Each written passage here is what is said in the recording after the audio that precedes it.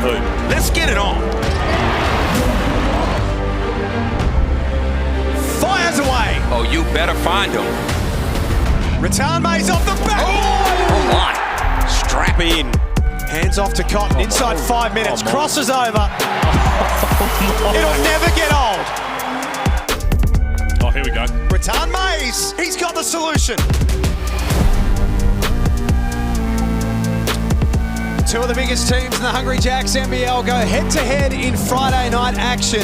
But how vastly different their starts to NBL23 have been. The Perth Wildcats undefeated under new coach John Riley and are looking very, very sharp and extremely determined. And for Melbourne United, coming off one of their worst defeats in quite some time last week against the Sydney Kings. Redemption is the key word for Perth all season, and redemption is the key word for Melbourne tonight. Great to have your company as Perth and Melbourne do battle at RAC Arena. Jack Everin joined in commentary by the dynamic duo, Batman and Robin, Stadler and Waldorf, Andrew Gaze and Leonard Copeland. Good to see both of you. Who's Batman? I'll let you two decide that. Okay. Well, I think this is one you'd normally think coming into this environment it's going to be tough, but Melbourne United, they've felt really comfortable in the Perth arena, and again with their backs to the wall. It'd be interesting to see how they respond after a really subpar performance. There you see it currently on a 6-game winning streak at RAC Arena. I had to check that 3 times because that's unheard of, because this is one of the toughest places to play. Now, having said that, of those winning streaks, if you go back to their last game, there's only 2 players on this Melbourne United roster that actually scored in the last time they played. So it is a vastly different look. Leonard Copeland, Rajon Tucker came into this season with all sorts of hype, and a lot of it self-proclaimed. Those numbers aren't quite what we were expecting. Those numbers won't do it for you. And knowing Dean Bickerman like I know him, he's had a word to Tucker. Tucker has to pick his game up now. When you talk the talk, you got to be able to walk the walk. And Drew, as an import, I can speak on it. You got to be able to put that ball in the hole, and this is not going to happen. Well, this is what he said on the best import. No other new NBL import checks off as many boxes. Well, he hasn't been able to do it so far, put it that way. So he's got some work to do. He's athletic. Very athletic. But you need a little bit more than that. And the way in which that he works in collaboration with Chris Golding, the way in which he gets all his teammates involved when he's got the ball, it's not just about him. It's a work in progress for Melbourne United. Fellow import Jordan Caroline having some struggles as well. Only 6 points and 5 rebounds a game. They'll be expecting a little bit more out of him tonight as well. For the Perth Wildcats, though, Copes, they've been almost flawless so far. 3 wins from their 3 starts. Corey Webster, as you can see, they're back into the team tonight, back from personal reasons. And Luke Travis, that's the luxury with this Perth team at the moment, coming off the bench. Bringing him off the bench is a luxury, you're right. Look, he's averaging 10 points a game and shooting 45% from the field. What I like about him is he's one of those players, again, that goes to the glass. He plays defense. He brings a lot to the table. And I think Perth have at least 4 or 5 guys in double figures.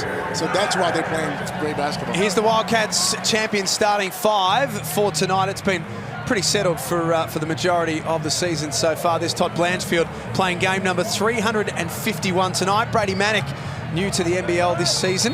That beard is going to become a fan favourite at RAC Arena if it's not already. And for Melbourne United, their champion starting lineup looks a little bit different, gentlemen, because what it doesn't feature is Jordan Caroline. He'll be coming off the bench tonight. He is, and the thing that sticks out for me is I'd love to, and I speak about this all the time, I'd love to get Goulding going early, get him a couple of shots, get him running off some screens, let him get going.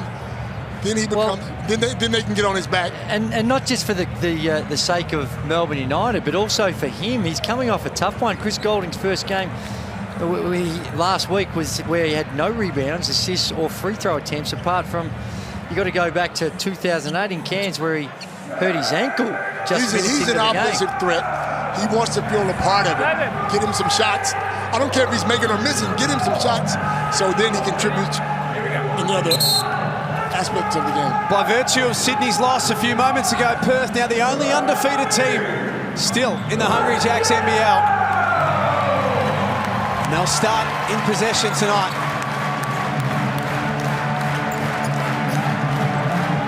Nice Cotton and off the back of 24 and 7 on Monday. There's a turnover. That wasn't part of the plan. There we go. That was, though. That's what we're looking for right there.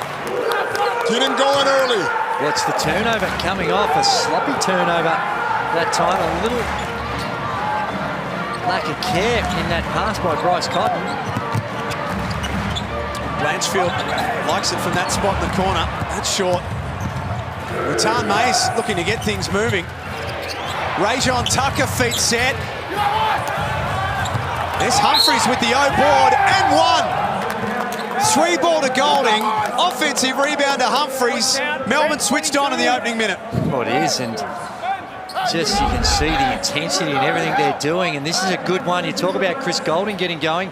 Also good to get the big fella in some action early. He gets it off his own bat. Good O boards. Nice touch around the rim. Can't make the free throw.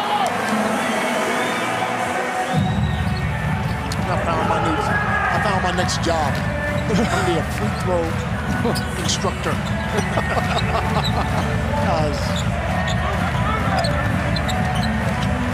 Here's Cotton.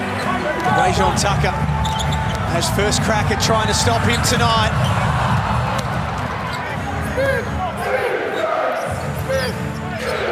United went down by 20 last Sunday. They trail by as much as 34. Return Mays misses. Humphries. That's fantastic to see him on the glass like that. Well, it is. And the little help there by Majuk trying to help out.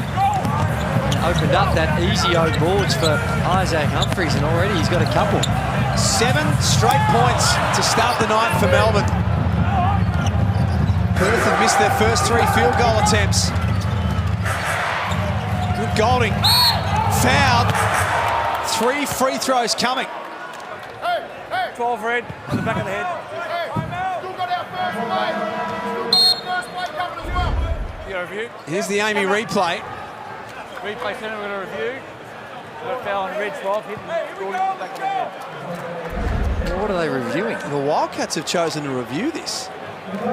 No, I think the only thing I can think of is the officials are reviewing it maybe because there's a head knock and no. Coach's challenge. Coach's challenge? What? I think you're shook, I think Drew. what happened is Tide ran down on the other end and just said, I didn't get him. It looked like... Well, it was a hell of a fake. Then with Chris faked it with a neck snapping or his head. Oh. Unsuccessful, I think. Well, you heard that. Here's Vaughan Mabry out there tonight with James Gregool and Craig Copes. Oh, gee, I'm not sure he did. Coach challenge is unsuccessful. The ball on the floor is Gordon the back of the head. That is a... Initial thoughts it was pretty clear, but that view from down the court. Time in, please. That's a big decision to push a Early. coach's challenge in. Early. First 2 plays of the game. Is Damien... I don't know if I think Damien Martin got locked out of the venue because... I think he's back in. He got back in? He showed all of his rings and said, let me back in. Go I home own this again, joint. though. Yeah. Damien Martin, courtside at RAC Arena. Welcome to you. Yeah, welcome indeed. It's not the start Wildcat supporters would have liked, but for Melbourne United, they have been fantastic. From the tip-off, the pressure they apply to the defensive end, the rebounds, getting out and running, they've been fantastic in the early minutes. What happened? Did you get locked out? I've been sitting here shaking my head with 12,000 people with the red army going, hang on, I've got a job to do. But credit to Melbourne. They obviously were disappointed with last weekend's performance against Sydney Kings. In particular, their start, that first 20 minutes, they were no good against the Kings. Right now, they've been fantastic. The man who the Defensive Player of the Year is named after. Perth Wildcats legend Damien Martin, courtside. Even the legends get locked out from time to time, Copes. I'd be making more noise than that. 9 unanswered points to start with for the visitors. Gazy did mention that they're comfortable inside this venue. 6-0. Last 6 games. Luke Travis injected into the game early for some spark. Humphries got a hand in the passing lane. They've got 4 left on the shot Was clock. the D, there was the switch, and Humphries forced to guard the perimeter. He's up in the lane and gets the deflection. This is a vastly different team than we saw last week. The Melbourne United, their body language, their intensity on D. There's the answer. Well, that's been the answer for a number of years, and it's a very good answer as well. Now, Perth coming off one of their all-time great shooting performances the other night against Cairns. That's an easy one that you have to make. Travers in transition. Missed the layup. Out for Blanchfield. Wide open. Well short.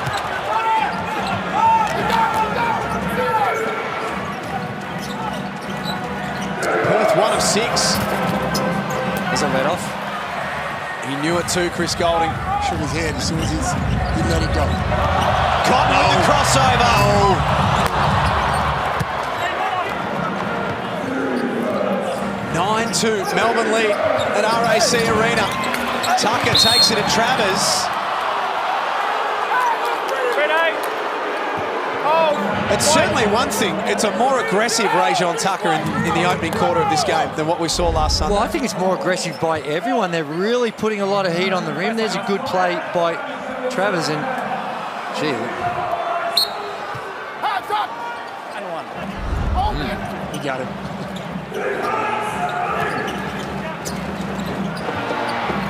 Tucker up top, stepping up for 3.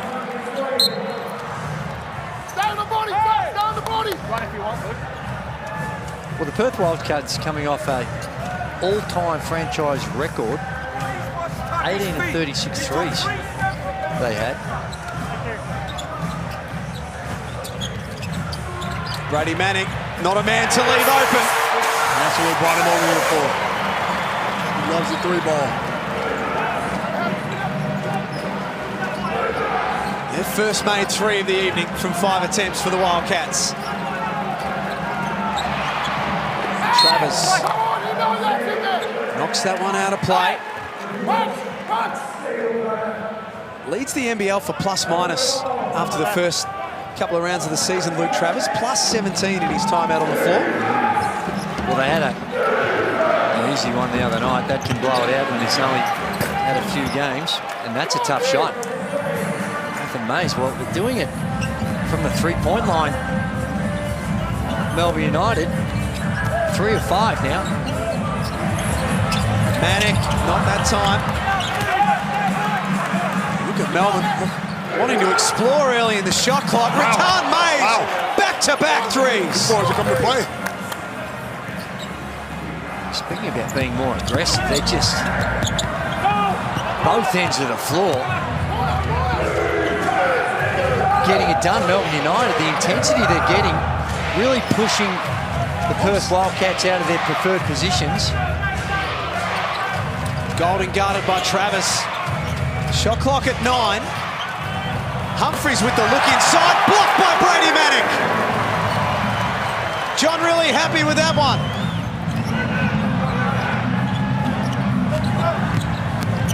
Now Cotton putting the ball on the floor, starting to get busy.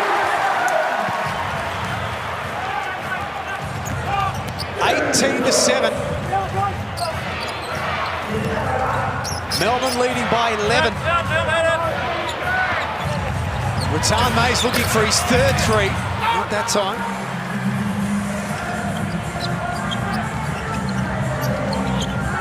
Now he has the job of stopping the league's best player, Bryce Cotton, at the other end. Manic, pick and pop, got it! Well, here's the thing. Dean Vickerman's going to call a timeout. They're up 18-7. Things going along nicely. Doesn't get the timeout. But look who he's got. He's got three guys waiting to come in and check in.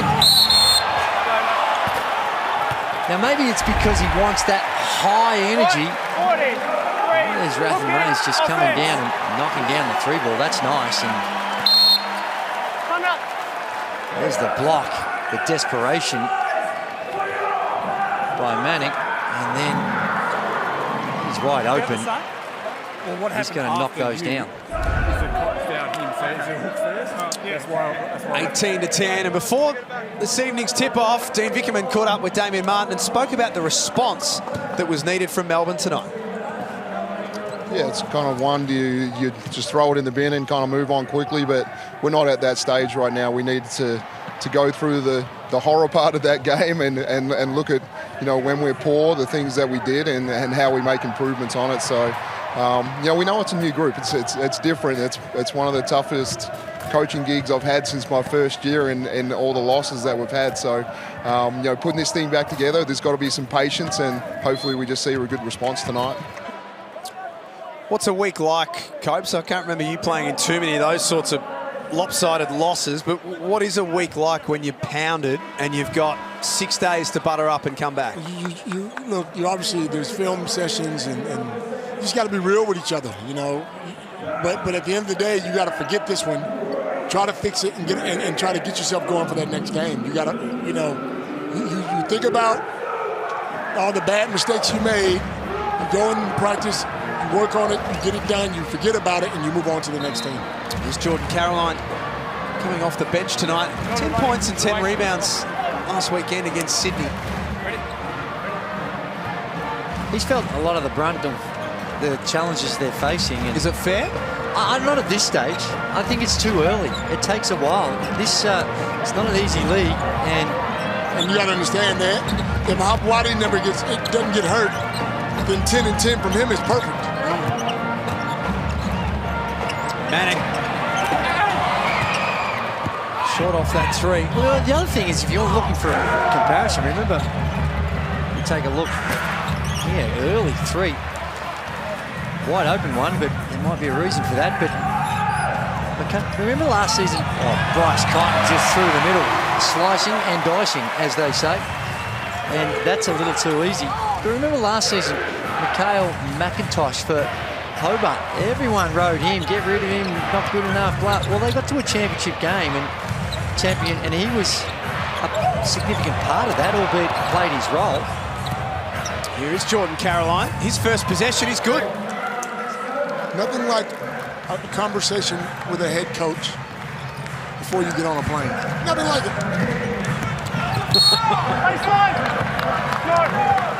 Nice take by Corey Webster. Extra dribble. Baseline or extra shooting? Baseline. Didn't play on Monday night due to personal reasons. It's baseline. That's the decision. Back out there tonight. There's John Riley, 3-0 start to his coaching career. Hang on. He's got to be happy with that. Brady, a little higher. And you speak of coaches riding every call. You just listen to him on the sideline. 481 games as a player. NBL title in 1998, Rookie of the Year in 1995. And to his credit, he was quite chirpy when he was a player as well. Cotton off the inbound. Well, it helps when you're starting your coaching career and you've got the best player in the league at your disposal. 100%. There's Lockie Barker. Malawatch also in for their first minutes. Brad Newley out there also. Didn't see a lot of him on Sunday. Cotton all up and in on Barker, and they get the ball back. Well, this is interesting what Dean Bigham's done. He's got his entire bench on right now from when he started the game. Now, they started wide hot, and there's Bryce Cotton, and it's looking like a big one for Bryce. Already up to 9 points, 4 of 6 from the field. I just don't think it's fair to have Lockie on him. Lockie don't know Cotton like that. Well, Lockie just caught one in the head. And has not moved in any sort of meaningful way, as you can see. Look at the shoulder. He unfortunately gets it in. Bam. Oh, right in the top of the head. And he just had no idea it was coming. Hey, Chris, don't talk to me like that. Don't talk to me like that.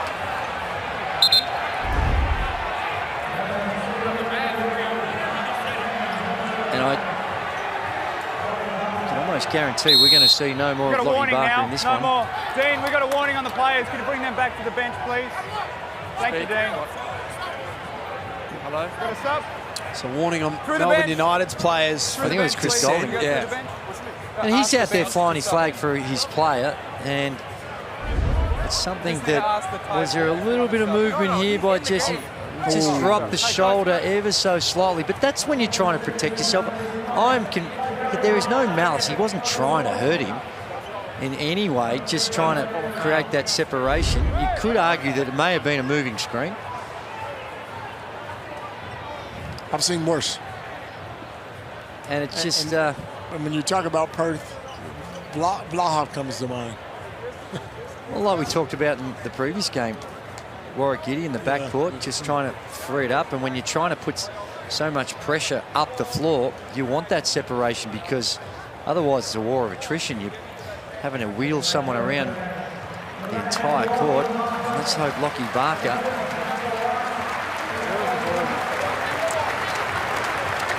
That's a good sign. I think that he'll head off into the dressing rooms and undergo all the necessary tests. So happy to see him get an opportunity. Yeah, that's good. And then you just see his head just going straight head first in really the chest or the bicep of Jesse Wagstaff.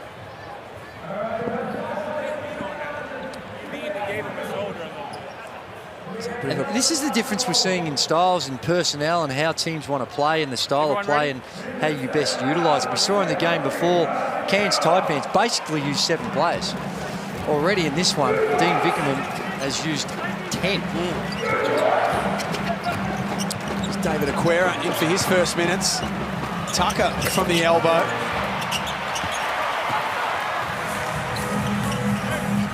Cotton has 9 of Perth's 15 in this opening quarter. Webster. Secondary opportunity for Perth. Jesse Wagstaff's had an outstanding start to this season, averaging 12 points a game, the 36-year-old. Cotton. Look at this lineup that Perth are running with as well. They go small ball, where I guess if you're trying to identify positions, oh dear. Bryce helps himself to 2 more and he's got 11. Aquera, why are they letting, why would you have him, put him in that situation where he's got to be the ball carrier? 1,000%. I was going to ask that same question. But you basically got Jesse Wagstaff playing the 5 right now. They switch everything. Everyone's just standing. Shot clock at 5. Got it. This is better from Rajon Tucker.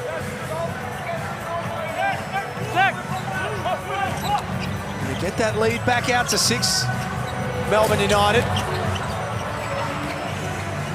We'll get another look at it. He swings for Webster.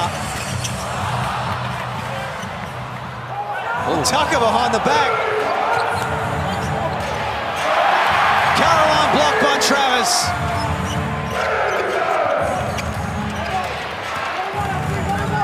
Now here's a chance to take it back at him.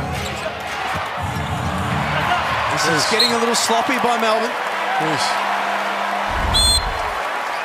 By the time the play got to me, and that's the play I was talking about, where you're putting that someone on not in their preferred position to handle the ball. Plus he's a rookie. My word, and there's Tucker starting to grow in confidence. 1 of 11 on Sunday. Rajon Tucker in 24 minutes. Been an improved first quarter from him tonight. Isaac Humphries back into the game. Rebound number 5 for him already. As we wind down to quarter time, Rattan Mays. 8, 2 shots. He's got free throws coming. 8. Grab the arm. 2 shots. It is a great drive against one of the better defenders in the competition, and he gets to the rim and work his way to the free throw line. 2 shots, I've got the gap. Grabbed him on the arm. Had 33 points in round 1 in their win over New Zealand. Unfortunately, last Sunday, like pretty much all of his teammates, ice cold, 2 of 8, just 6 points.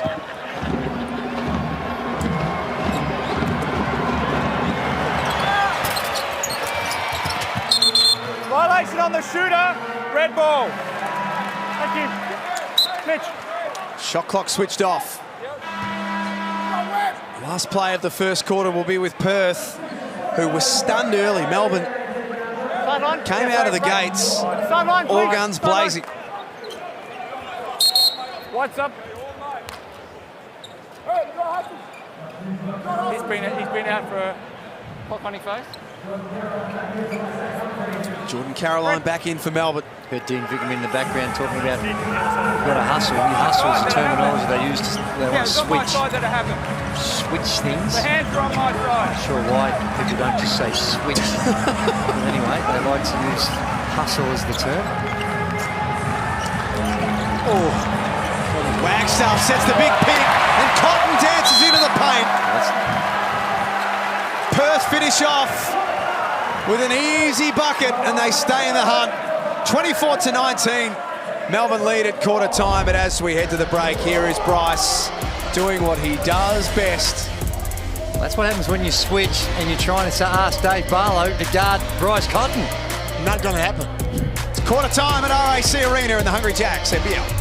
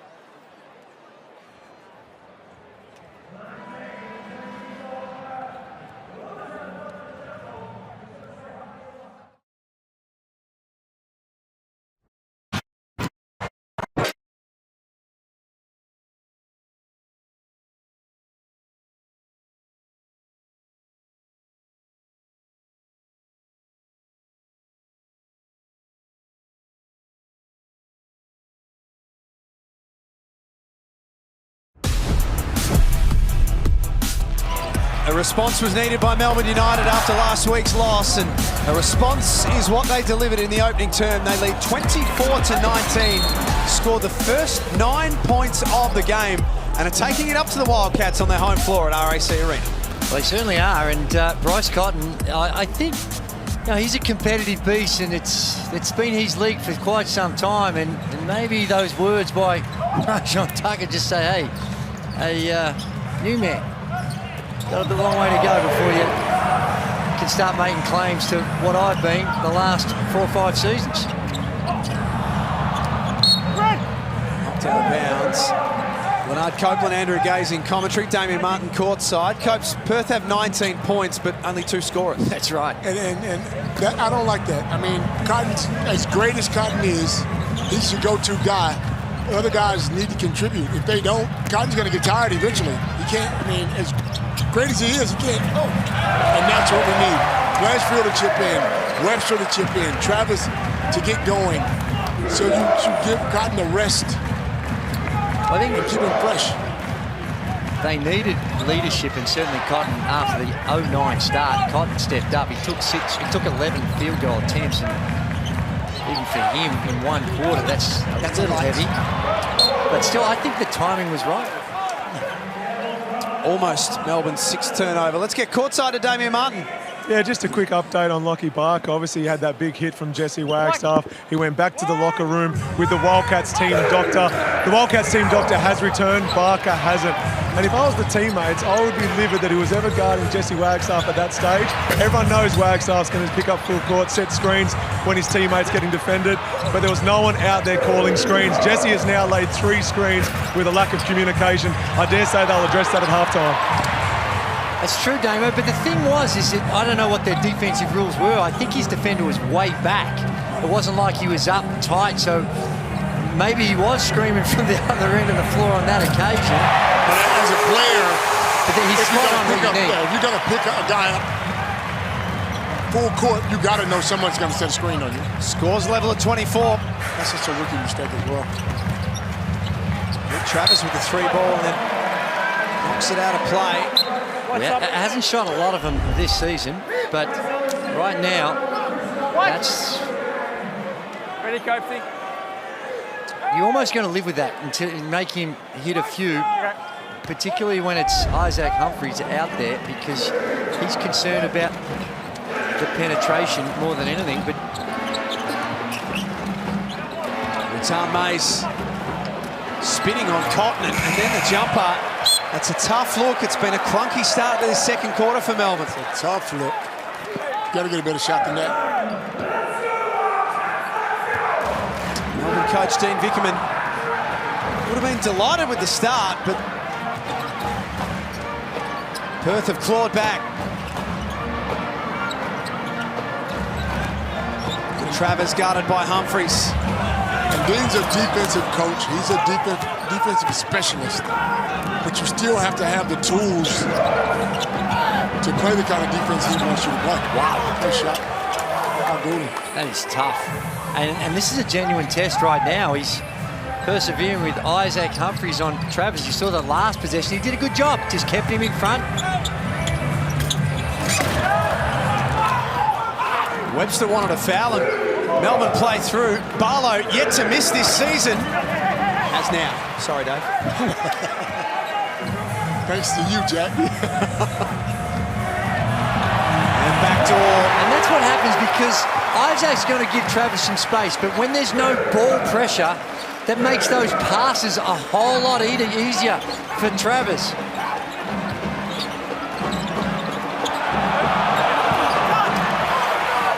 Humphries throws one up at the other end. Dean Vickerman starting to get very frustrated and very vocal on the sidelines. Getting chirpy, isn't he? Travers, the wraparound, no good. This Tucker sees only Blanchfield in front of him and happy to try his luck. Great move.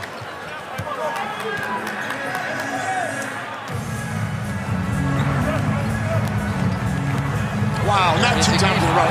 But that's going to be the case when there's no ball pressure, Copes, and he's there, and he's a very good passer. So there's no pressure on that pass, and you've got Bryce Cotton coming off that pick.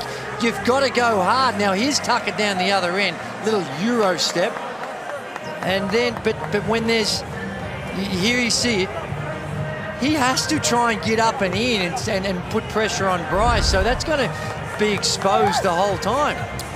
Let's take a listen to Dean Vickerman. Yes, I hear you. We've got to have some help for you guys. But on all handoffs, you guys are locked in, pushing uphill. All right? Hooting. Not on handoffs. Not on handoffs. Anything that's away, that's coming with a screen, you guys have got it. All right? Hey, this is the relentless part. All right? We can't let up and give them easy ones right now. Keep your ball pressure, push people uphill on handoffs, top block those other ones, all right? You got bigs that are shooters right now, make sure you guys are making great decisions on it, all right? Offensively, let's go back, huh? Get a long right here, like it, here we go. Dean speaking about pushing uphill, which means you send him one way. You're sending Cotton one way, you send him over the screen.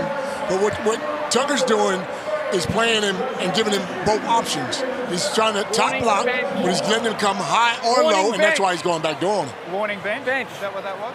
He's got 15 points, Bryce Cotton. It is, and a couple of easy ones for him that last few, and it's hard. He's also talking about, well, if we're going to play that way on this side, then someone's got to be there on the paint in that weak side position.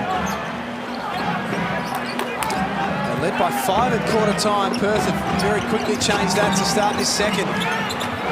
David Aquera, WA boy, back playing in front of some family and friends tonight. They'll be happy with that one. Well, that's a good bounce back for him because he didn't have a good couple of minutes when he was on earlier.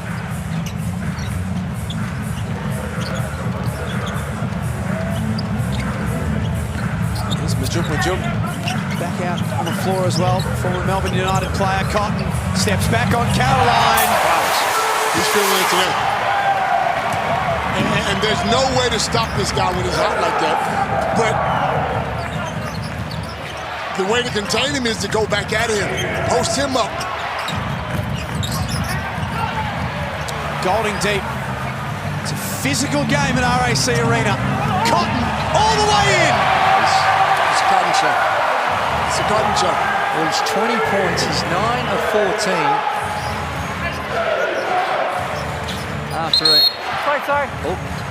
After a slow start by the Wildcats with that relentless pressure by Melbourne United, it's this man that's taken matters into his own hands. Amy replay. They Even in slow motion. They don't look like missing, do they? Where's the ball? The top of the... They're the ones you've got to try and stop. That time it was Chris Golding coming out, and he's got 20. But the one person that went at Cotton last year was Jalen Adams, where he scored 30 multiple times against him. Most teams try to stop Cotton. Up here, please. You can't stop a guy like that when he's hot. Well, you can't, but you can go at him it's and difficult. get your points back. I hear what you're saying, Kobe. It is difficult, but I think it's been a pretty poor job, even what they've done here tonight so far. It's tough, Joey. It is. Majuk drags it in, and Cotton has space to pull up. Oh, board by Norton. Here's Wagstaff. A rare miss for Jesse, shooting at 75% from outside coming into tonight. Nathan Mays drives and scores.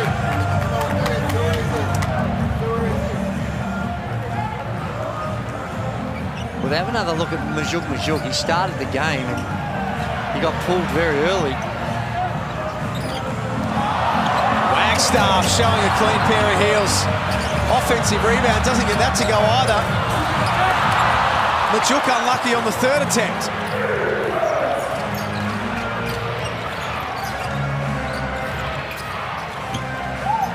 Scores level at 33. Nice finish, Caroline. Melbourne back in front.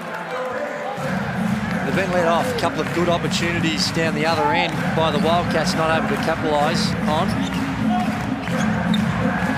And they look like a much different team than last week in Sydney. Caroline has 4 points and an offensive foul against the Wildcats. 8 red. Block. Call on Mitch Norton. Well, only a count late. If anything, you could be mildly critical of Bryce Cotton. Just started his cut before the screen had been set. So Mitch is coming down and, gee, head goes back. I don't know if Mitch Norton did a whole lot, maybe just a half a step late. That was interesting from Nathan Mays.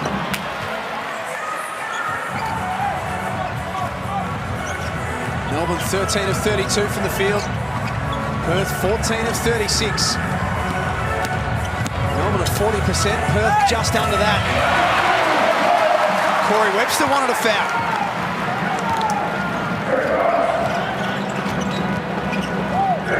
Trading blows midway through this second quarter, both teams. As Tucker pings away. He's 3 of 10.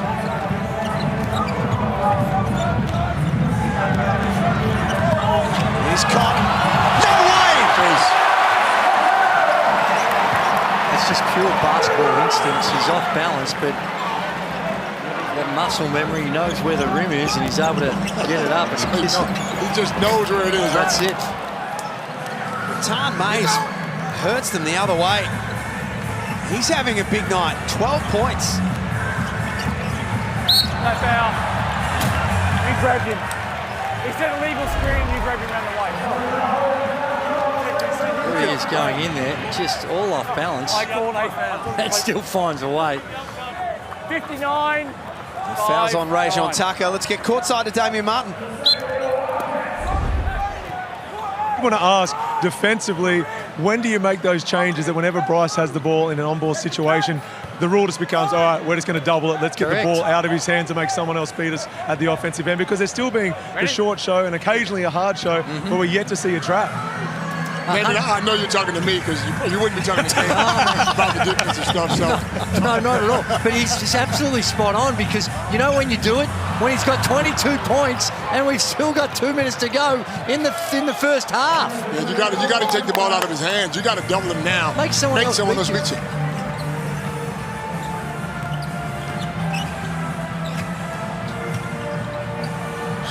Manic with a hand in the face. That's a tough look. He's 2 of 5 across the night. Return Mays backing in on Cotton. The double comes and unable to finish. Less than 2 minutes before half-time at RAC Arena. Webster with the take. Malowatch whistled for the foul. Well, it is, and this is an interesting defensive lineup that Melbourne United have got on the floor. And when you've got some real problems that you've got to address. Needless to say, they would love for Shea Ili to be out there. Well, that makes it Tonight? really just changes the whole look of what you're doing, and it makes life a whole lot more difficult for Bryce Cotton with that one individual. Absolutely. Now, Bryce is the sort of guy, as Damo was referring to, if you're just going to play a one-on-one game, he's going to beat even the best defenders out there. But it gives you a hell of a head start when you've got Shea Ili there hounding him and relentlessly getting skinny and getting over those screens and just forcing him a little further out and taking away some of that penetration. Still not playing tonight with concussion symptoms. I honestly think you need more than one body on him. You need 2 bodies or 3 bodies on him. You need to try to wear him down. Well, Copes, think back to last year. They had, and there's an easy bucket for Caroline. Last year they had Ili, Dellavedova, Agata, Bubba, who could all guard Bryce Cotton. Absolutely. Now they don't have any of them. And it made a difference because didn't they win both games in Perth last year? Yeah. They did, yeah.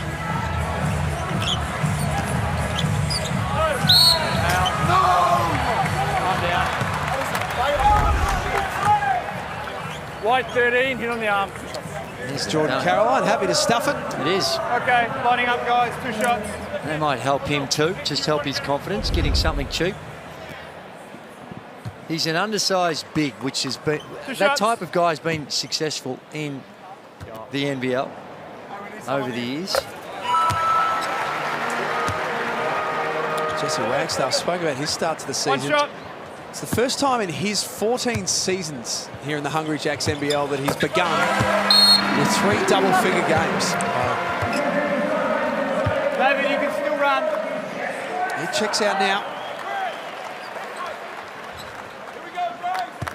And you look at Bryce Cotton, and normally you think that he's blazing. He's only 2 of 8 from the three-point line. A lot of it's been in the overplays, reading the defense, way in which he can get to the basket. Marlowe did well to keep that alive for Melbourne.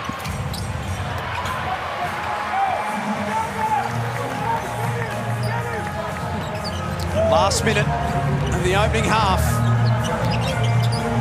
Every time these two get together, good things happen. And it's what we're seeing in this one. It's batted out of bounds. I know one thing. James. Doubling Cotton every time he comes off a high screen. Make somebody else beat me. Now, they have players that can do that. Well, that's right. But we know Cotton can do it.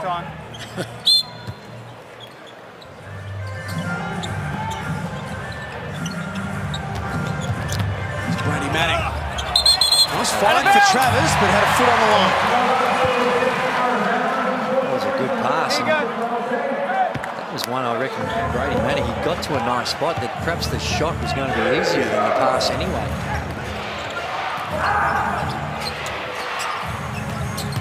Another watch. Stripped of it. He's everywhere, Bryce Cotton. He looks absolutely spent. He's going to earn that breather at halftime.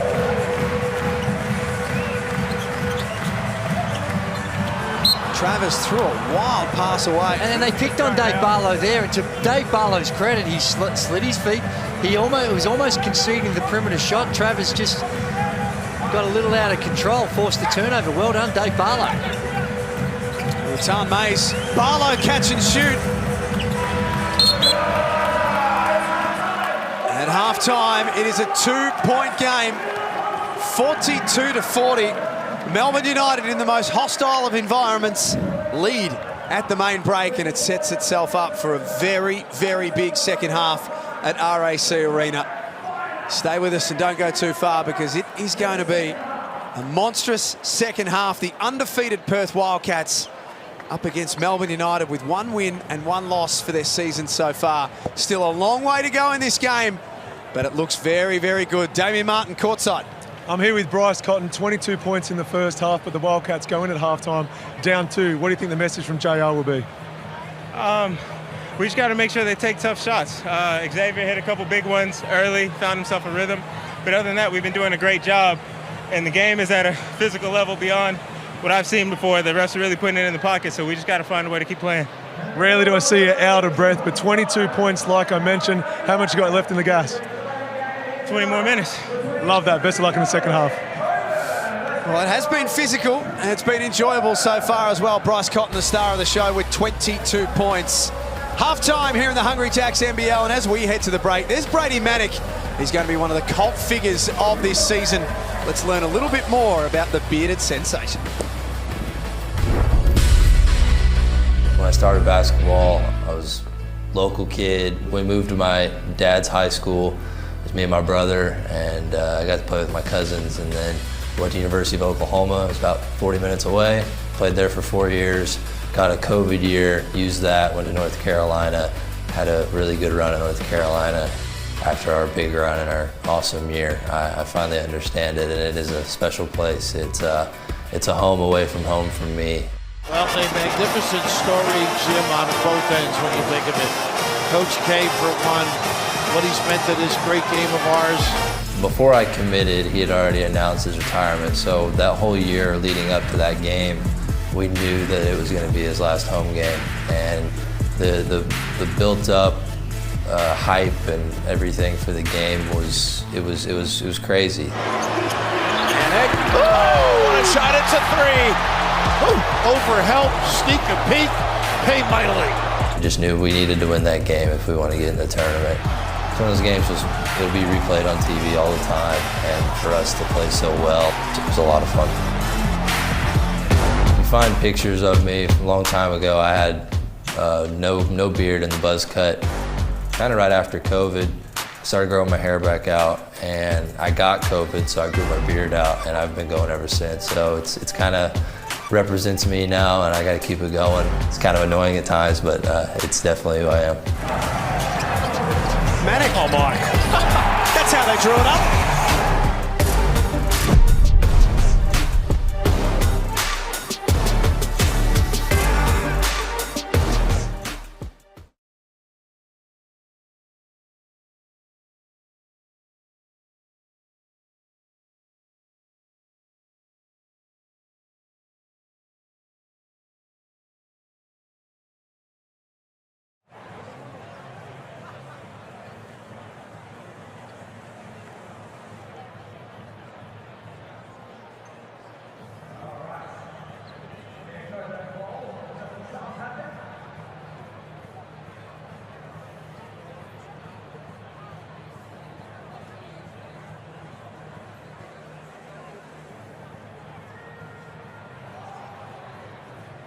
We just watch so much TV. Yeah, sure.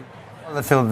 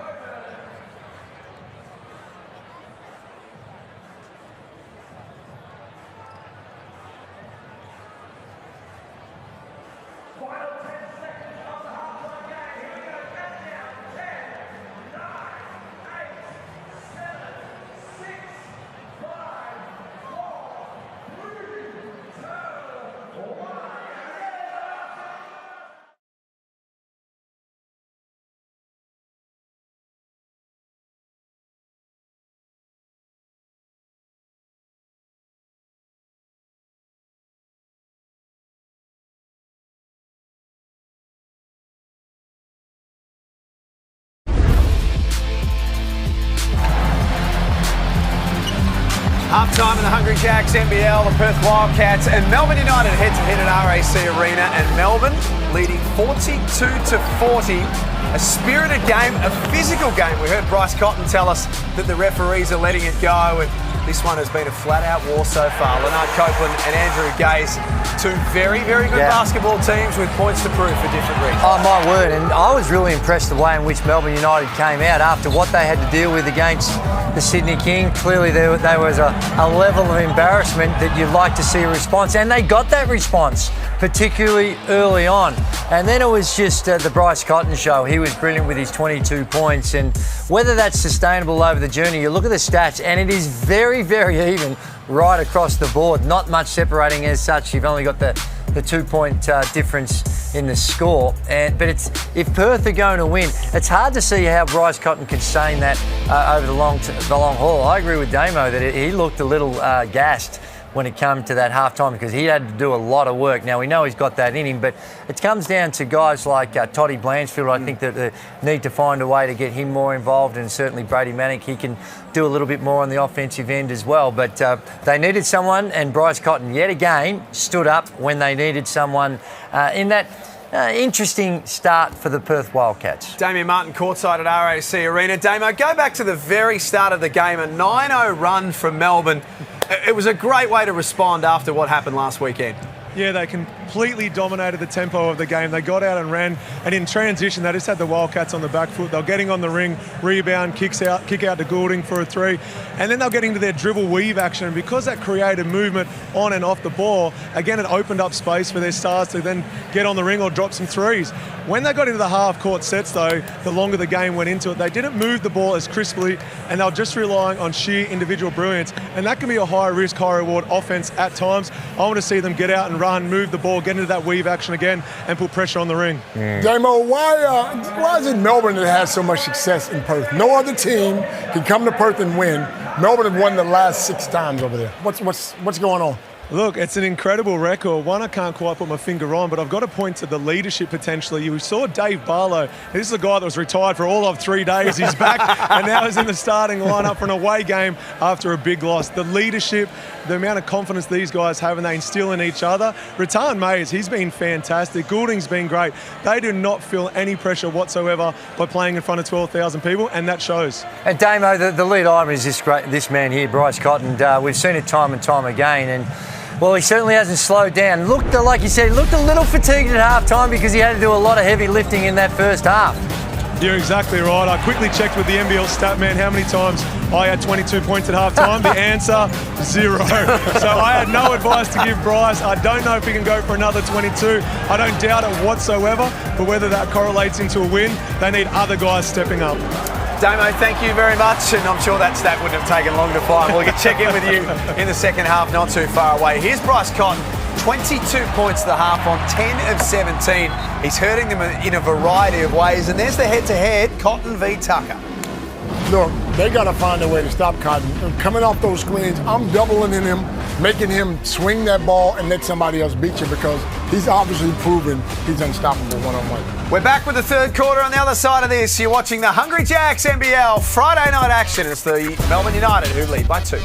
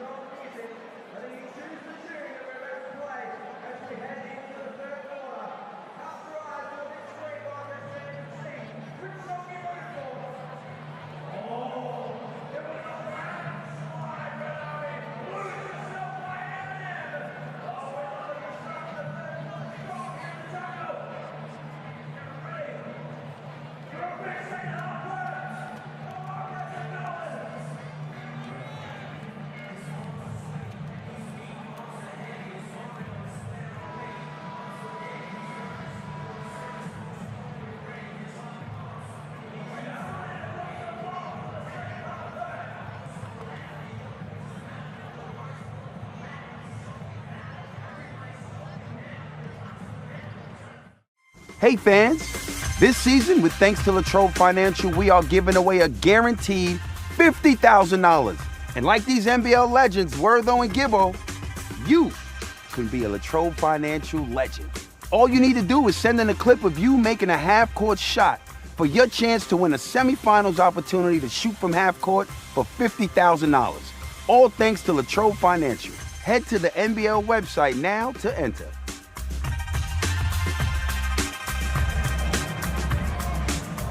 It's as easy as that, nbl.com.au/legends for a guaranteed $50,000 as we get stuck into the second half at RAC Arena. Perth Wildcats looking to remain undefeated here in the Hungry Jacks NBL. If you have just joined us, Sydney going down earlier tonight. So Perth remain the only undefeated team in the early stages of round 3. Rajon Tucker turns the corner. Manic changed that shot. Tucker was out of bounds. That's a delay of game. After the whistle, please don't shoot the ball, okay? Delay of game. Delay of game. It's lovely, Matters. I like the way there we see Tucker just getting a little out of control, stepped out of bounds. But he wants to be aggressive, though. He wants to get going. He needs to get going in order for him to get a win. He's 3 of 10, so he's racked up 10 shots in 16 minutes of action in the first half. I like the other play. What they're doing now is they're basically having Isaac, they're staying with him on Travers, but basically daring him to shoot from the perimeter. That last possession, he came right over to help out on the drive by Cotton and got the block shot.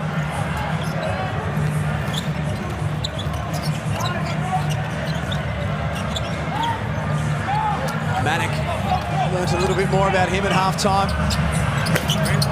Good contest. They'll live with that. Here's Ratan Mays, left wide open. Bad breakdown defensively, and he hurts them.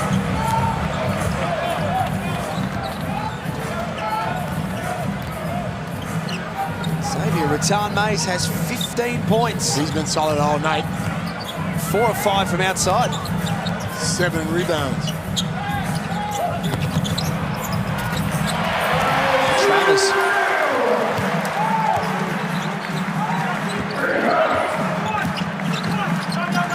Helps himself to 2. He has 5 points. Tame's got a hand on it, but couldn't keep it alive. Travers runs the floor and is fouled by Barlow. 20. Brady Manic showing the desperation that's required as well. Prepared to get down, dive on the floor. Okay, 2 shots here, guys. You ever grown a beard, Drew? That's good, thank you. Not of that quality. That is some real thick, dense type beard action, and I'm a bit sloppy eater, so I'm not sure I can work with the beard arrangement. You think a bit of the Hungry Jacks just save a little bit there for Ron. Yeah. Later on. Later on. But 1. we got to see Brady Manic when we were coaching at the Sydney Kings I threw it too early. when he was a freshman. He came to Australia with University of Oklahoma, and got to see him there. He's bulked up and developed into a fine player. He didn't have the beard or the hair. No, he did not. That's where he started his college career. Finished at North Carolina, as we learned at halftime. Part of that famous Coach K's final game.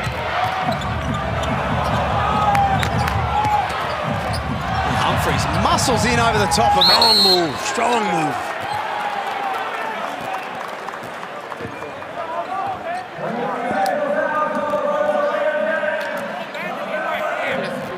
It's going to be a delay of game. And they've already had the one. Gee, it's hard. What did he do? I guess you're not allowed to touch it, just leave it. Oh, no. No, they didn't. Did they shoot a free throw then? They sure did. Yeah. Gee. They were warned earlier in the game, so that was the explanation from Vaughn Mabry. Nice wraparound pass, Cotton. Now gets it back and dances into the lane.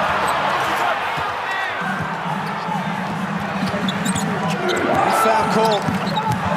Tucker pushes off on Norton, and you don't get away with that at RAC Arena. You don't get away with that in any arena. Looked like Bryce Cotton there got a little clip on the way, and then you see the offensive foul, just the extending of the arm.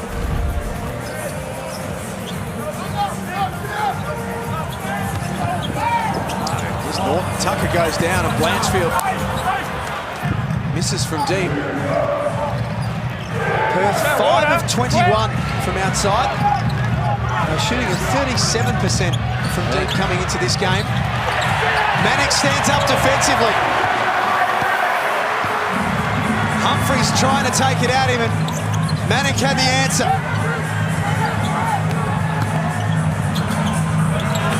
Well, Humphries blocks that Travis shot. Oh no.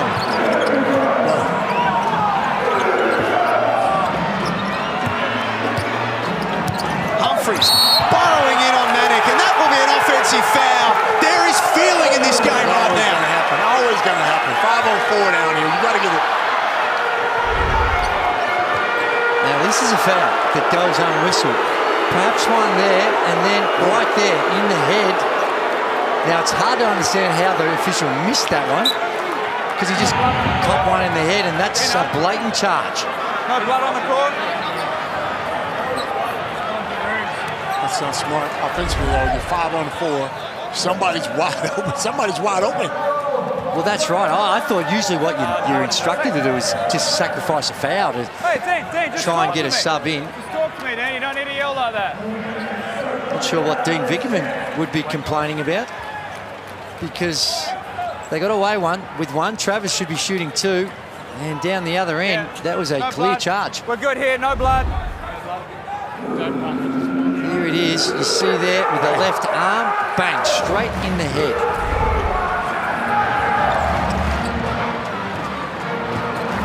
Travis sits down.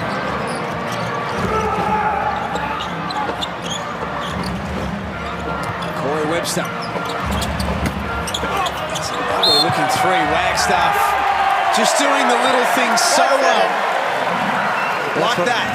That's what he's done throughout his entire career, and just the effort plays in the right place at the right time, reads it well off the rim, comes up with it, forces the foul on Isaac Humphries. Free throws for Perth, and at the start of this third quarter, Chris Golding achieved another milestone in his outstanding career. He needed 2 more assists to join Agaze and Al Copeland as the only Melbourne players to knock down 500 threes and 500 assists. Nice. Congratulations to Chris. It's fantastic. You should let him play golf with you two. Oh, he's a bit good for us. I was going to say, he beat you for you. He beat you both. I heard he's pretty good. There's 2 for Humphries.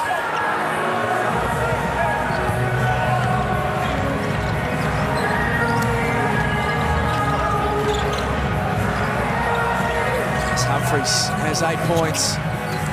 Casey got 500 assists. Yeah, I was stunned too. It's hard to believe. Yeah, I was shocked. I might have a look at the total rankings. Just can you check that for me of who's got the most? But anyway, Delay a game warning. You've thrown it straight at his feet. A delay game warning. And when you're looking at this Perth Wildcats and what they... Delay game, Red.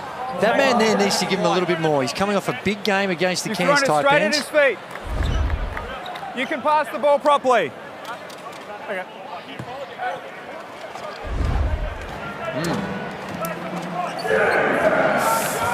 49-47 in RAC Arena. Nullawatch got to the free throw line. That misses everything. Hey. Direction we've been given. We've been given that direction. We're only doing our job, seriously. He said it before, there's a lot of feeling in the air. 2 teams that don't like each other but do have a deep level of respect for how good each other are. Cotton for 3. His legs are gone. He looks tired. I'm posting him up. I'm taking him to the box and pushing him up, Gazy. Make him work on the defensive end for a little while. Well, I don't even think you need to post him up, just a few ISOs, which is predominantly what Melbourne United do well. They spread the floor, they get it to people, and they attack individuals and rely on some help and put him in those situations. But Bryce Cotton is now 10 of 20. He's got the 23 points. Only had that 1 point off the free throw in this one, in this quarter. That was turnover number 11 for Melbourne. That's one thing that they have been pretty good at in the first two games, is looking after the basketball.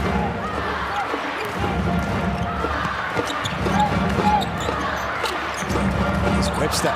Shot clock at 7. Wagstaff will have to be creative. And he was, but just couldn't get the finish right.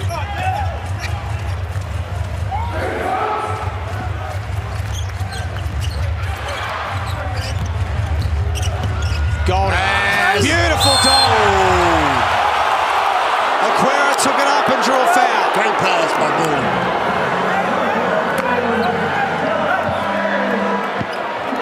Well, it did, and they have a look here. Blanchfield gets caught up, and he's on the high side. So the switch comes when you're on the high side, and there's a switch. The screener's man leaves, that pass is going to be on. It's just a matter of whether you can get it there. And has to be a rotation there. Chris Golding, it was there, it was a little late. Yeah. And if you go to switch, you're normally telling the guy who's guarding the ball to go under the screen to try and lure the roller in time. When it's Chris Golding, you've got to come out, and it came out just a little too late. Again, no ball pressure. 20 years of age. Youngest player out there on the court right now. Perth native, yeah? From Perth. Sure is. Yeah. Goes 2 of 2. 51-47 at RAC Arena.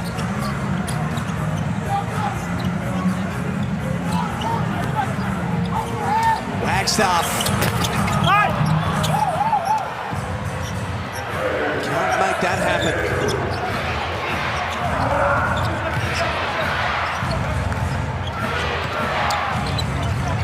Golding up top. Why not? Why not? Making every look count right now. He hasn't had a lot of them. That was only his 6th field goal attempt. And that's what happens when you're trying to lock and trail and you're a little late. See again, Todd Blanchfield just a little late. And Manick does a good job to try and contest it, but Chris Golding.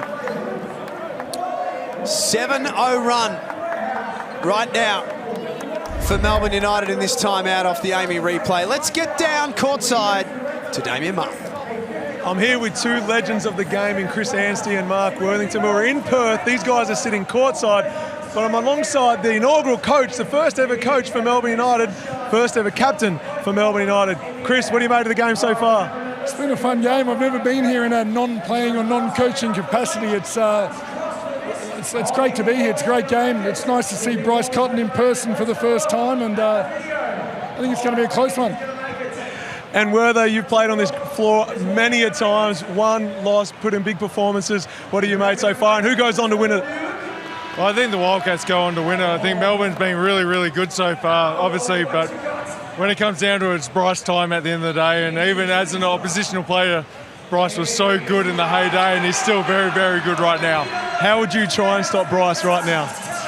I'd make anyone else beat us but Bryce. So anytime he comes off those handoffs, you got to double him, make him pass the ball. If someone makes a shot at the end of the day, happy days, good on him, but I'd try and make anyone but Bryce win the game. Two guys going for Melbourne as they're sitting courtside from comp tickets from the Wildcats. Thanks, guys. Now, well, you know what? That's what Melbourne United have been able to do in this third quarter. Now we say, well, Bryce is a little tired, but I think the defensive effort and the strategy, what we're seeing, they're making life really tough for Bryce. He's only got 1 point this quarter, so whatever they're doing is obviously working. My goodness, Chris Anstey and Mark Worthington, two icons of the Hungry Jacks NBL. Wagstaff, nice finish.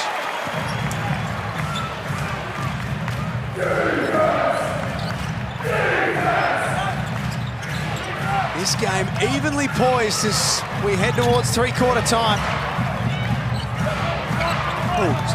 Golding v. Cotton. David Aquera. Big move. Closes the lid.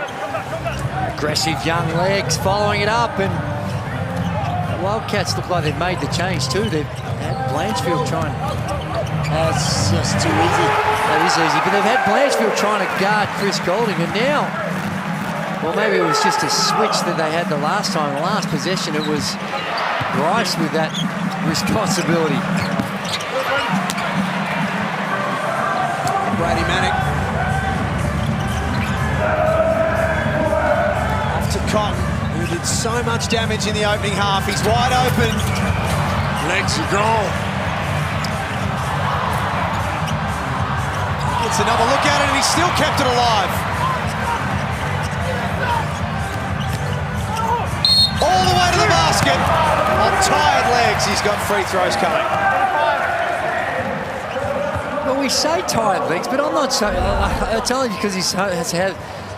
Most human beings can't do what Bryce Cotton does, and here we see him again, just getting to the basket, picking on the rookie, and going at him. He's able to make it. A little push there with the right arm, goes to the line to shoot a couple. He did say they were very physical, though. That wear and tear, plays a role in your body, you know. And he's played 27 minutes, more than any other player out there. And he makes the first. Damian Martin courtside. Yeah, just a quick update on the injuries we've seen so far. Lockie Barker sustained that hit to the head. He's been ruled out with the concussion. We won't see any more of him tonight. And then Luke Travers, who left the court only moments ago, bleeding from the face. He's still back in the locker room. I'm waiting to hear whether there has been a concussion of sorts or if they're just trying to stop the bleeding. Damo, being one of the best defenders in the league, how would you stop Bryce Cotton? I would have fouled out with about 2 minutes of the first quarter. No, look, I mean, we're all saying it, but sometimes it's easier said than done. It's got to be sending him to the on-board, then getting it out of his hands. But he's a willing passer as well. But if you're going to top block, we saw them get a couple of backdoor cuts for easy layups. I'm not opposed to trying to stop and get the ball all together, but you're relying heavily on that team defense. Who's the captain on the nail spot, under the ring, saying, helps here, send him to me? I don't see anyone taking ownership. Andrew Bogut was the best I ever saw with being a verbal leader at the defensive end, of saying, send it to me, I'll block some shots. We didn't see that, so it took them out of that initial game plan. I would like to see them start the top block, but have help from the others. Absolutely. First Golding and then Manning. Two of the competition's most pure shooters. Tom Mays from the elbow. That's short. There's Curry Sherbill in for his second game of the season. Blanchfield walks. Travel. Technical foul. John really yelling out. I can hear that's terrible, he yelled out. You heard that across the nullable. And here's the thing. Watch up. How can you hear me when I'm not talking to you? Well, and I kind of agree with him. Like, with some of the stuff we hear from coaches. No, but you can yell. And then, but you can't pick and choose, Cope. Like, I agree with you, but if you're going to call that, they're going to be blowing a lot of texts. Maybe they're just tired of him. He's been going on. Maybe. Maybe it's just time to slow him down. Just like coaches use the referees to get noticed, referees have to let these guys know who's in charge. Who's running the show, bro? I agree. I understand what you're saying. I know you never got a technical foul, see. I'm talking about experience, you know. All right? No, I know. You're Mr. Nice Guy with a smile on your face. John Riley's about to turn purple courtside. He's already purple. He's about to blow. Great pass. Excellent inside for Humphries. My word, and they're hard showing and trying to recover as well, and that time there, well, wasn't able to get there in time. Scored from their last two trips down the floor, Melbourne. They lead by 6 points.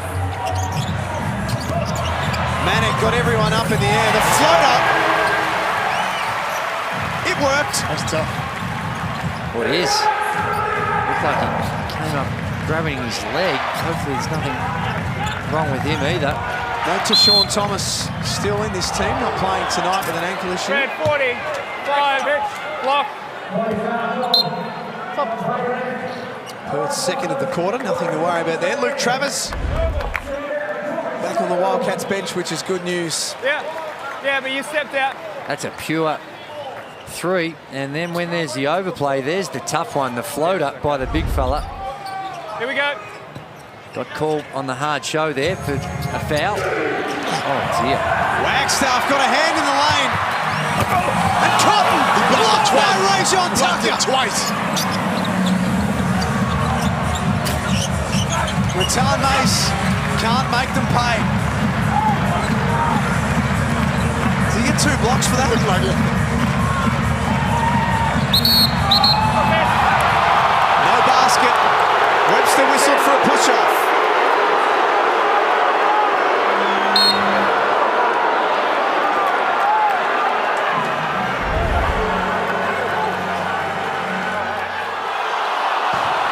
Gordy's good at drawing those fouls.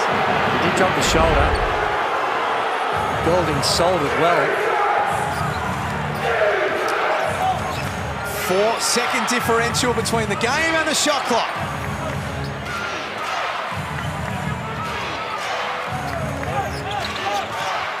Melbourne led it by 2 at halftime. Dave Barlow off the front, put in by Tucker. On the stroke of 3/4 time. No. Bryce Cotton, though, doing what Bryce does best. Can't do much from where I am. Stick around. This is going to be a flat-out war to finish off Friday night basketball. 64-60 in the Hungry Jacks NBL.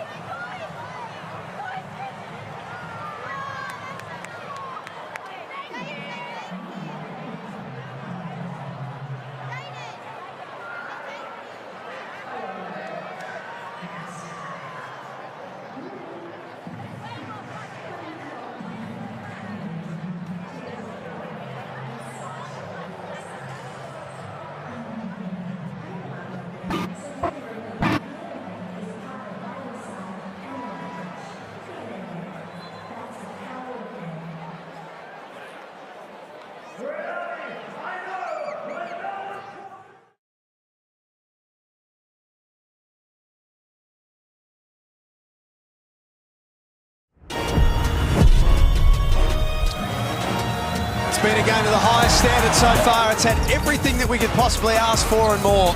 The best news is 1 quarter still to come. Melbourne United 64, Perth 63. Andrew Gaze and Leonard Copeland in commentary. Well, that's right, and it's each team's had their opportunities and never a lot in it, but just the momentum, the swings that have been there, and I think Melbourne United will be pretty happy with the situation they're in right now. 4-point lead going into the last. It was great.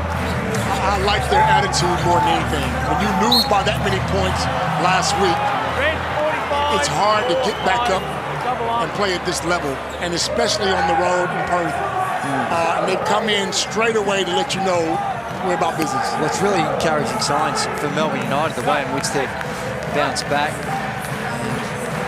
There we saw Luke Travers looks like he's had a bit of magic glue put in that eye to tidy it up. They're having problems. They're hard showing on these, and they've been able to penalise it. The roll-off pass, either with the direct pass or the hockey assist they've been able to do. They might have to reevaluate how in which they're dealing with these on-ball screens. This is the best we've seen Isaac Humphries as a Melbourne player. See, right there is almost identical to what we saw the possession before with the offensive push-off. That time, Webster doesn't get called for it. Xavier Rattan-Mays, Melbourne's leading scorer, has 15. Barlow, size advantage on Norton. Took his time. Well, the help took time.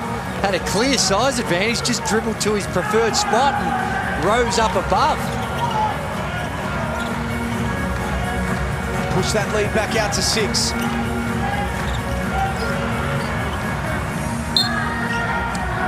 This is all about Melbourne being smart this last 8 minutes. Well, here's the play we're talking about when we're 7 seconds coming down here, and they see if Manick comes forward and hard shows and makes it hard on that roll. There's a tough shot by Corey Webster. Dean Vickerman's having a conniption on the sideline as they foul the three-point shooter. What is he having? A conniption. Kicking things and kicking them feet out and upset, and I can understand why. Have a look, not long on the shot clock, and that was a little tough on Chris Golding's trying to go by, and just the little kick out by Webster drew the foul. It's normally happening the other way. Well, that's right. In fact, Goulding got one in that very spot in the first half. Two more, guys. Well, that was more from behind. Yeah. When he, Yeah, two more. not sure whether he actually got hit in the back of the head. Damian Martin, courtside. Courtside and on Google looking up the word conniption. But in the meantime, I just want to point out how good Chris Goulding and Corey Webster are at setting their defender up on pin downs, on staggers. Those two players might be the best in the league at doing it. And that's the reason why the bigs on the second screen in that pin down have to show why Humphries can slip and get layups. They set their defenders up so well. Great point.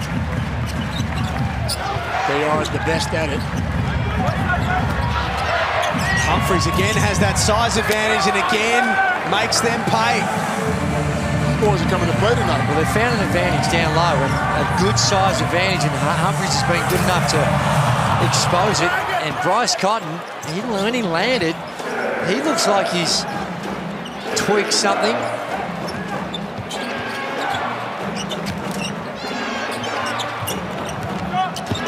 Tucker. Bumped.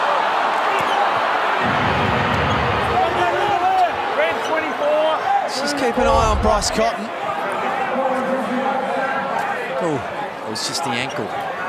Little tweak. Yeah, you slid across late, contact on the side. He's had worse. He'll play through it. Yep. He's a worry. Make another shot, he's fine. I'm not sure what happened on that play. 2 shots.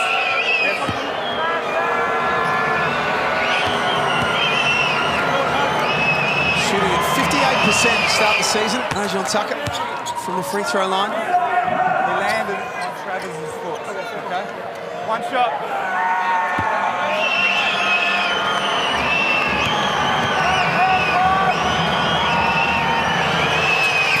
And he makes both.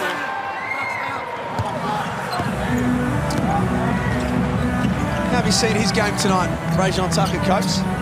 He's better. He's much better. More from an intent point of view. Absolutely. Look, he's more aggressive.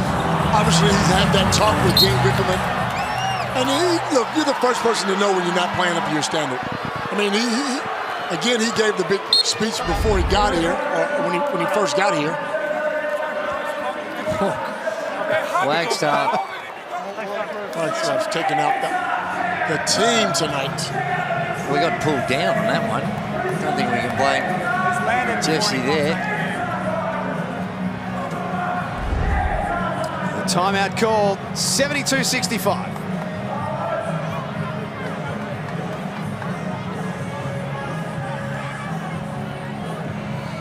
Interesting junction in the game right now. Well, what do you think Dean's saying, Joey? What do you think Dean's? Well, I think he's trying to just make sure that the guys understand that they're in a really good situation now. And go to your strengths. They're getting a lot of value with Isaac Humphrey on the box. Either he's scoring or in the on-ball situations, the roll-off and the extra pass has been real helpful.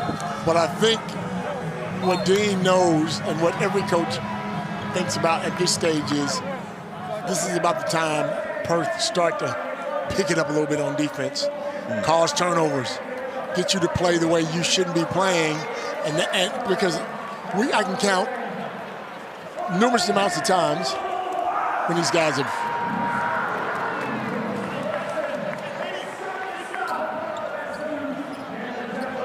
Friday night basketball at RAC Arena.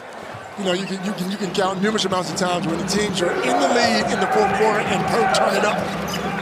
Guys making mistakes, mental mistakes, bad shots, turnovers.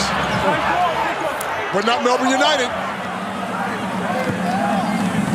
A reminder they've won their last 6 games in a row at RAC Arena. They're well placed again. Nice drive from Norton. They just needed a bucket, Perth. Norton's been very quiet on that.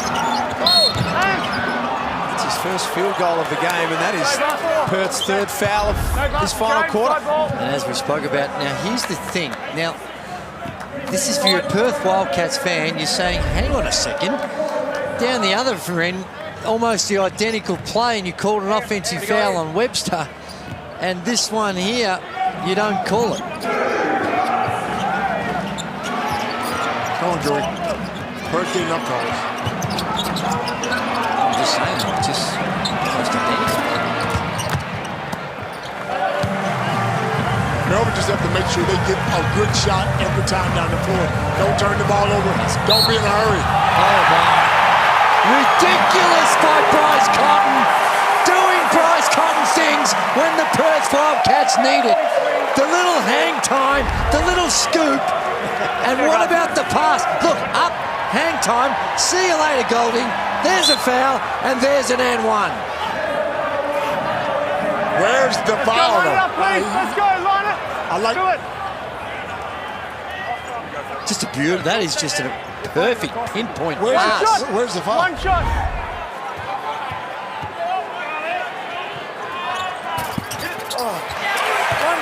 Someone to roll in for point number 30, coach. Oh, those were the days. Those were the days, bro. With 3/4 time. Humphreys levels Norton and is called for the offensive foul. Are we seeing a shift in momentum? I just called it. I'm telling you now. I don't know. What do you think? I thought he was there. It's a heavy collision. They call an offensive foul. Now, this is going to hurt because Humphreys was a real target on the offensive end. He was causing havoc in the on balls with the roll. He was causing havoc on the stagger screens with the slip. And he was causing problems on the low post with that size advantage. He still only got 3 fouls. I'm leaving him in the game. He's still on 14 points and 8 rebounds. Cotton looks like he's got a bit of a spring back in his step. As I said, it's Perth time.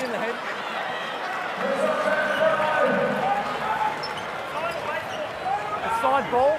There's a Side ball. Side ball. level of intensity A bit more than that, yeah. between these two teams whenever they play that you don't always see in a regular season contest. Yeah. It's just got a little bit of a playoff feel about it, and here we are only in round 3. Thank you. Even the scoreline reflects that, doesn't it? Like Perth are averaging 89 points a game so far this season. They've got 70 on the board. And that's a great job by Dean Bickerman to shut their offense down. Because he is, this is Perth time. Travers with the and one. It is, and do you really need to close out that tight? Caroline makes the mistake of really going out and closing it out as if it's Bryce Cotton there, and goes by him, opens up that driving lane. You just got to hedge and make, if he's going to shoot a contested three, I think you know, he's 3 of 6, I think, on the season. Okay, decent numbers, but across his career, I think you need to make him prove it before you start jumping out at him like that. Instead, he opens up that driving lane, which is Travis's strength. It's an 8-0 run for the Wildcats right now. 6 minutes to play at RAC Arena. Caroline travels. He'd taken 4 steps before that ball hit the floor. That actually delay the game as well. There's a couple of mistakes now, one on the defensive end and now one on the offensive end. 1-2 mistakes and Perth are right back in this thing. 14 turnovers, Melbourne. The Wildcats looking to take the lead this trip down the floor.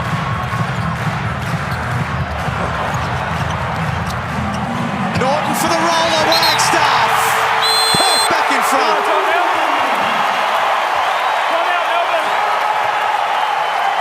How's the execution? Beautifully read, understanding what the defense is doing, testing it. I think you got to get Isaac back in that game. I think you're right.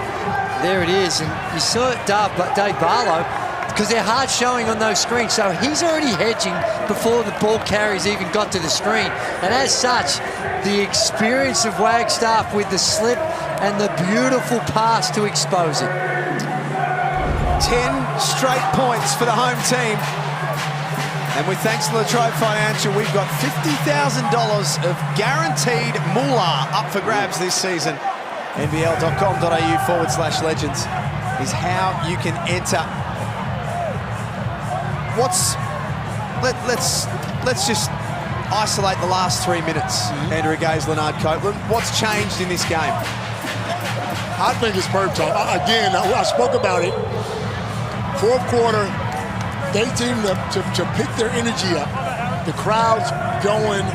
Any little mistake, they bounce on it, and Melbourne just can't afford to make any mistakes now. Now, 1 or 2 calls going their way. They're comfortable in that situation. They've done this millions of times.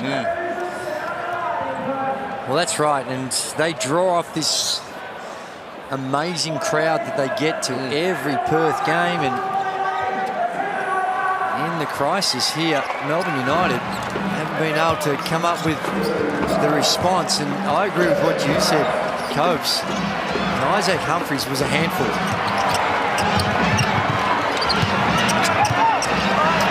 Mays relocates into the corner. Nice action by Barlow.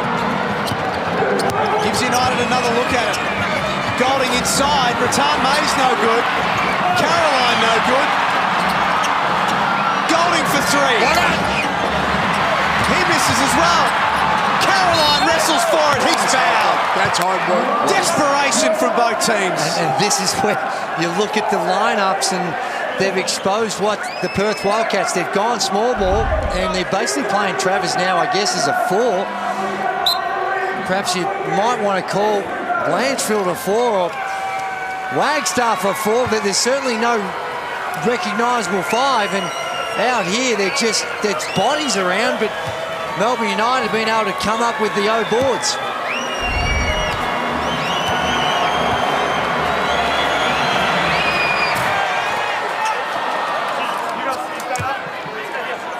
$75 apiece.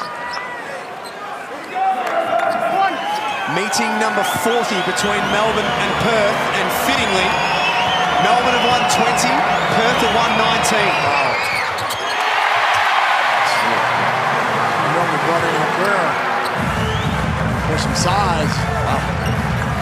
Rattan Mays, Caroline Aquera, Golding Tucker out there for Melbourne. Norton, Cotton, Blanchfield, Travers. Wagstaff for the Wildcats. Travers from outside. Keep going there. Keep going there. There wasn't a bit of a foul, but take that. He's 1 of 3 from deep tonight.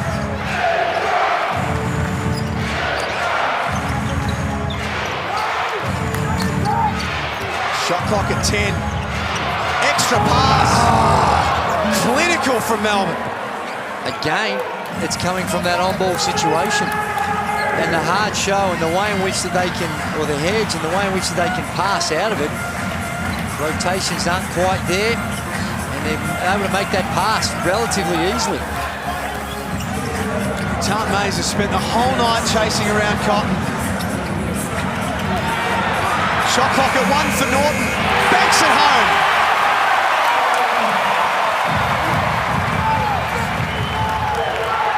Melbourne saying that he didn't get that away in time, but it'll count.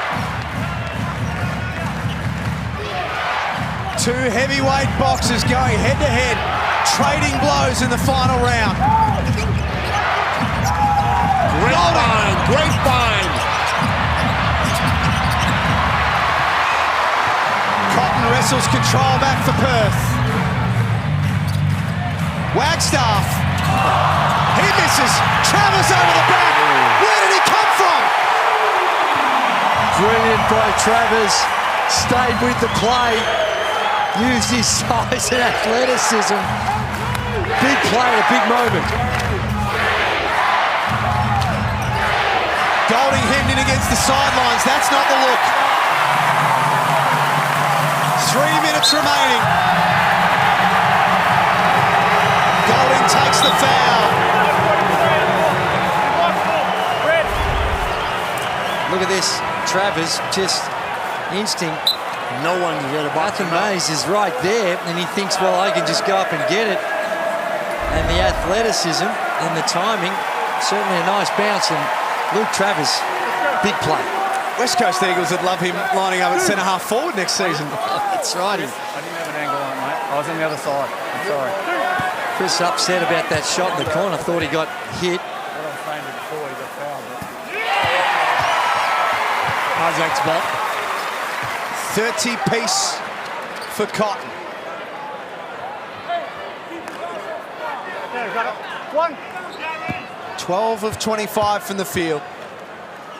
Travers has got the 12 points, 8 assists and 6 boards, so outstanding outing for him.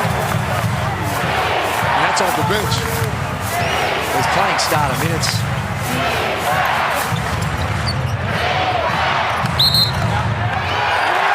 Turnover Melbourne. They're 15th of the night. These are mistakes I was just talking about. You cannot make these mistakes in the fourth quarter in Perth. When you're dealing with Bryce Cotton, you need everything to go right. 6 unanswered points for the home team. And that's off the back of an 8-0 run, although that was not part of the plan. That's really well defended. Nathan Mays, you had to see the work that he was doing on Bryce Cotton off the ball. The screens he had to deal with, there was a stagger, then there was another screen that he had to fight through. Outstanding effort on the defensive end. Tucker threw a bullet cross court for Rattan Mays. Has to shoot the fall away, instead saw Humphries. We got a ball game, son. 16 and 8 for Isaac Humphries. A welcome return to form for him and for Melbourne United. Such a key cog with the season-ending injury to Ariel Hook-Porty. Now blocks the shot. Emphatic block. Was that with the left? Well, it was. He comes across and Bryce just driving into the traffic. Isaac was there for a long time and just waiting. And got a piece of Travers there. That's block number 5. He has been a huge factor in this one, Isaac Humphries. Melbourne down 2. Golding getting creative. There we go. That's tough. Ties it away at 81.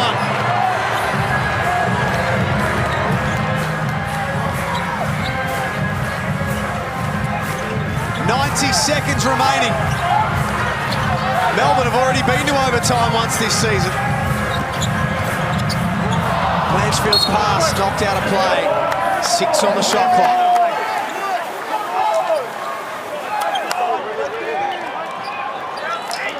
Both teams locked in. Perth 3-0. Melbourne 1-1. This game means so much more than just the win to both of these two teams. Ratan May's D was excellent. And Melbourne get it back. And that's two bad turnovers for the Wildcats in the last couple of plays. Tucker goes exploring and forces Norton into a foul. Get on the arm, push shots. Free throws coming for the visitors. This has been an outstanding defensive display by Rathan Mays down what he's doing on the other end and how tough he's making it for Bryce. And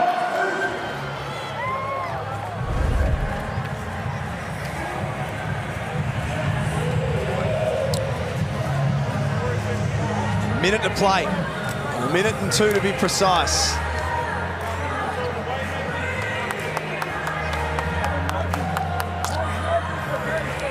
Tired bodies out there for both teams. Fatigue setting in, Copes.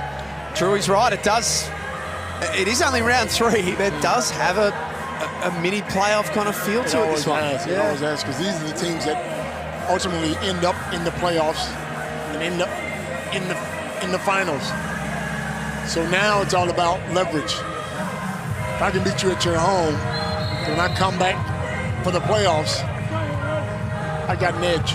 They're going to play each other again shortly. Round 5 on the Monday night at John Cain Arena. The Melbourne home game that time around.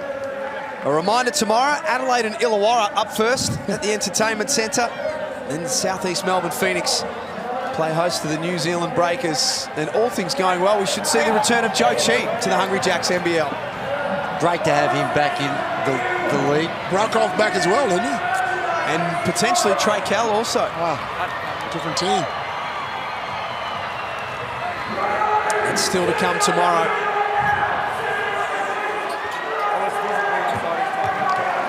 Rajon Tucker walks to the free throw line. These are some tough free He throws. hasn't been great on the season. Only at 58%.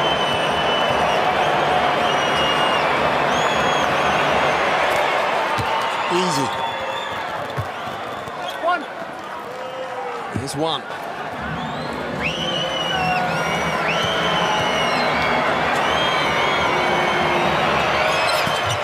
And there's two. A 6-0 run for Melbourne right now.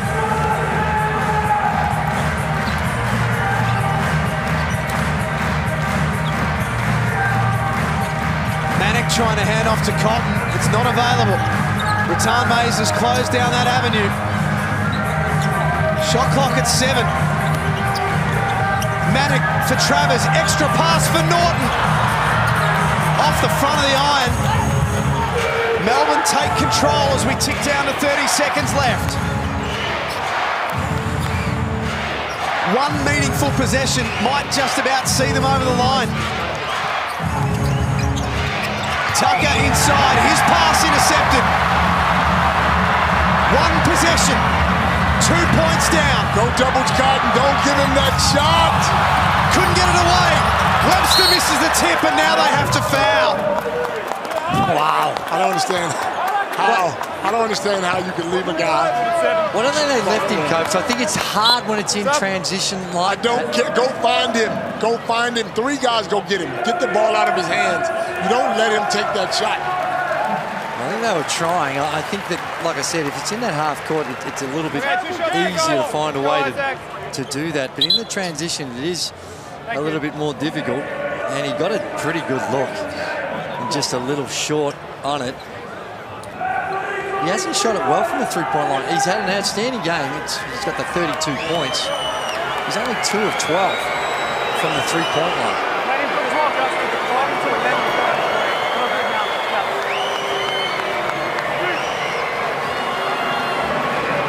16 points on 8 of 11 for Isaac Humphries. 4 blocks, I should say, to go with it. The plot thickens. He certainly needs to knock this one down. They're a timeout, so if they make it, I suspect John really will call it. No, he goes with it. They'll have to take it the full length of the floor to send this one to overtime. Webster for three. No good. The ultimate response from Melbourne United. Over. Humbled on their home floor last Sunday. They go to the hardest venue in Australian basketball and win 84-81. Well, it's hard for everyone else in the competition, but not for Melbourne United. 7 in a row now. That's amazing. That is amazing. That is incredible, and they earned this one. It looked like they'd given up an advantage in that fourth period, and down the stretch, what was a couple of minutes to go, Perth are 4 points up, and a couple of sloppy turnovers by the Wildcats, and some big plays, and Isaac Humphries. When they put him back in that game, he was tough in the fourth quarter. He was tough. That's the sort of player that they recruited in the off-season. Look at what it means to him, and look at what it means to Melbourne United. They've had a tough week, and justifiably so. They've had questions asked about some of their stars. They've had questions posed whether this group is good enough to be there at the back end of the season. That's how you answer. And sometimes when you're on the road and you're by yourself, it's you against the world, you see what guys are made of. And to come back with a win after the way they lost at home makes it a new season for them.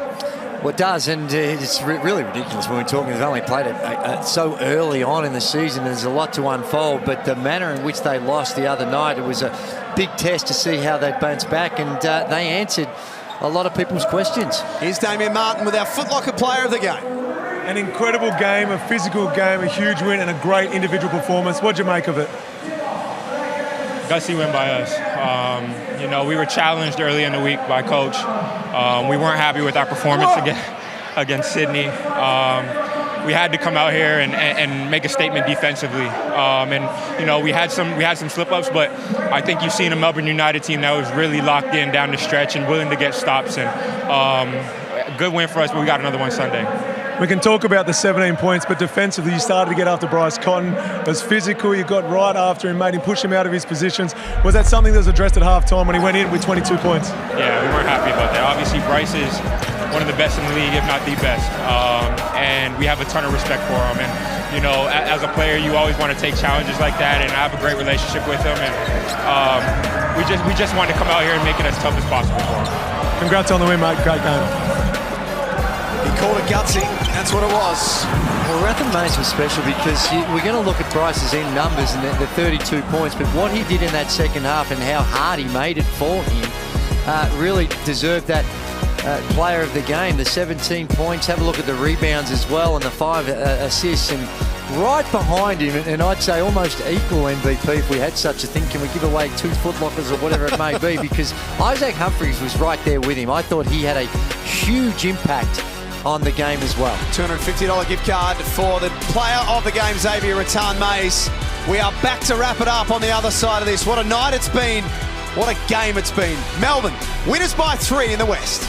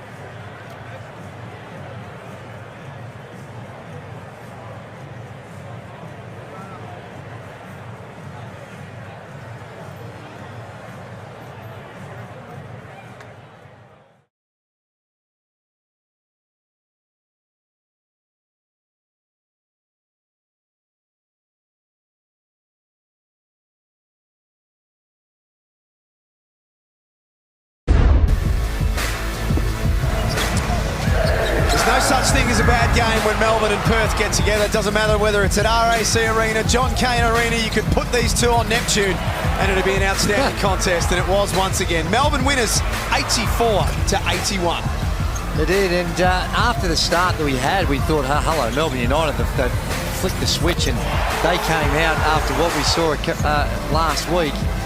And this is the type of basketball you expect from a Dean Vickerman coach team. Aggressive, attacking, playing at a high tempo, and most importantly, they utilised their strength. Isaac Humphries was huge in this one because the way in which that they countered the defence that the Perth Wildcats were trying to use, like whether it was the on-ball or the staggers. And how about the faith that Dean Vickerman also had in some of the young brigade that he had out on the floor from time to time in big minutes. David Okwera coming in and playing some huge minutes, and the numbers there, the free throw percentages down a little bit for the Melbourne United, but across the board we had a high quality game, and the shooting percentages for Perth Wildcats really started to take a hit down the stretch. And maybe it's fatigue, but I think that's way too simplistic. I think you've got to give Melbourne United a lot of credit for the way in which they defended. You spoke about Isaac Humphries, finished with 17 points, had 10 rebounds, 4 blocks to go with it. It was a big night for the big man. He was special. Look, and Melbourne United, everyone's saying Melbourne United needed another big. Perhaps they do, but if he can play like this for the rest of the year, then he gives them a chance to make it to the final game of the year, which is the championship, because he had blocks down in the fourth quarter. He was big offensively.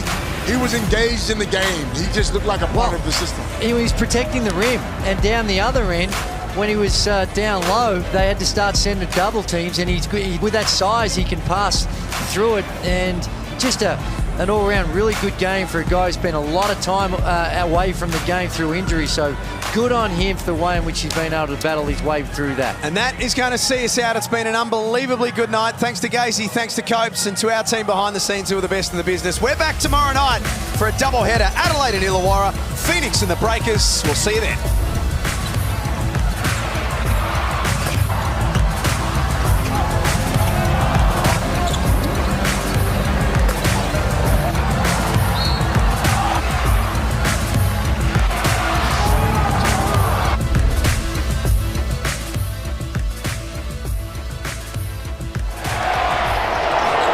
This program is brought to you by Hungry Jack's and Bunnings Warehouse.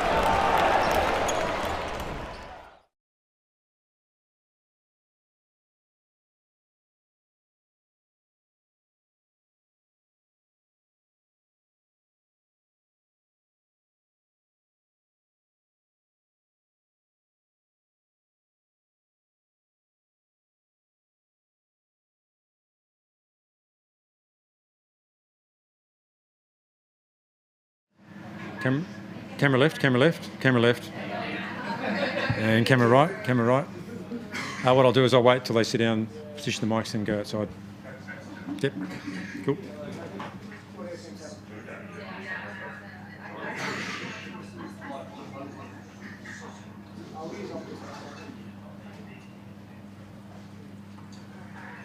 Thanks,